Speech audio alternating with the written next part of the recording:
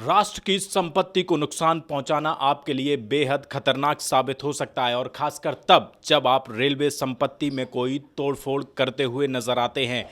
बात करते हैं रेलवे प्रवक्ता दिलीप कुमार जी से।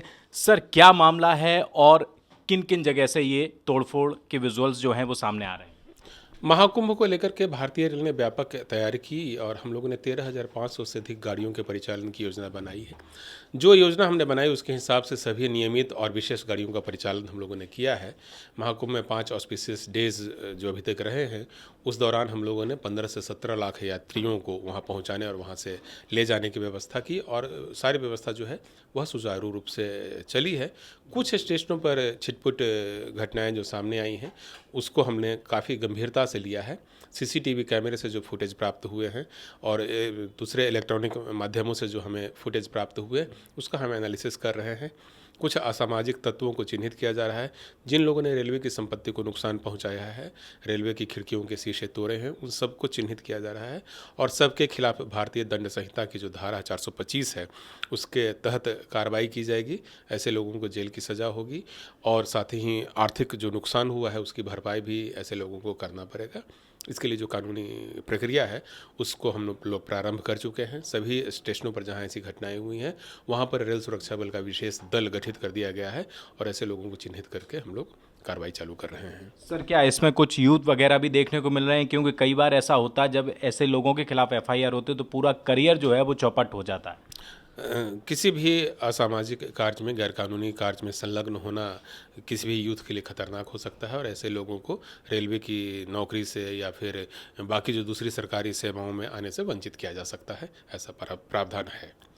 सर, अगर महाकुंभ को लेकर बात की जाए तो पिछले वीकेंड में हमने देखा था अचानक से भीड़ आ गई थी। इस बार फिर से वीकेंड आ रहा है तो क्या कुछ और तैयारियां रेलवे की तरफ से की जा रही है? जितने भी ऑस्पिशियस डेज हैं उन सारे दिनों में अधिक संख्या में यात्रियों के आने की संभावना रहती है और उसके हिसाब से हमने पूरी प्लानिंग की है। देखिए, पिछली बार हमारी होल्डिंग एरिया की कैपेसिटी करीब 25,000 थी, जिसको इस साल बढ़ा करके हम लोगों ने 1.5 लाख यात्रियों की कर ली है।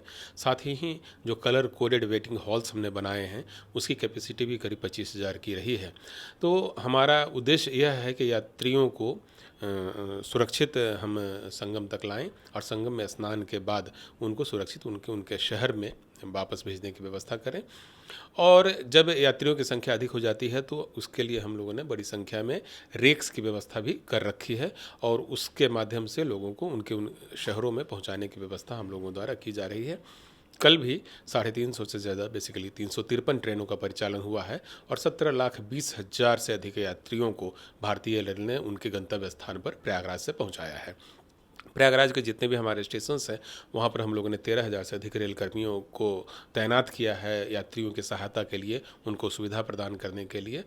और पूरी व्यवस्था पर निगरानी के लिए हम लोगों ने करीब 1180 सीसीटीवी कैमरे लगाए हैं। इन कैमरों से जो फीड प्राप्त हो रहा है उसके आधार पर हम लोग निर्णय ले रहे हैं कि कितनी संख्या में अतिरिक्त गाड़ियां चलानी है। रेलवे बोर्ड की जो हमारी टीम है, हमारे चेयरमैन हैं, रेल मंत्री हैं, सब लोग पूरे सिचुएशन पर निगरानी रख रहे हैं, उस पर नज़र बनाए हुए हैं और जो आवश्यकता है उस आवश्यकता के अनुरूप हम लोग डिसीजन लेते हुए विशेष गाड़ियों का परिचालन कर रहे हैं। सर, अंतिम सवाल, वॉर रूम से आप 24 घंटे निगरानी रख रहे हैं तो सर भीड़ पहले से कुछ कम हुई है क्या?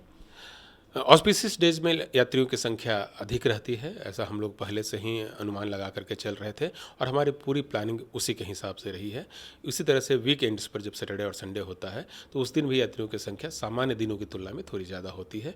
हमारी तैयारी है और हम सारे सिचुएशन पर नज़र रखे हुए हैं और उसी के हिसाब से हम लोग विशेष गाड़ियों का परिचालन कर रहे हैं। बात करने के लिए बहुत बहुत शुक्रिया। कैमरा पर्सन चंदन के साथ दिल्ली से हृदय यादव, न्यूज़ पॉइंट।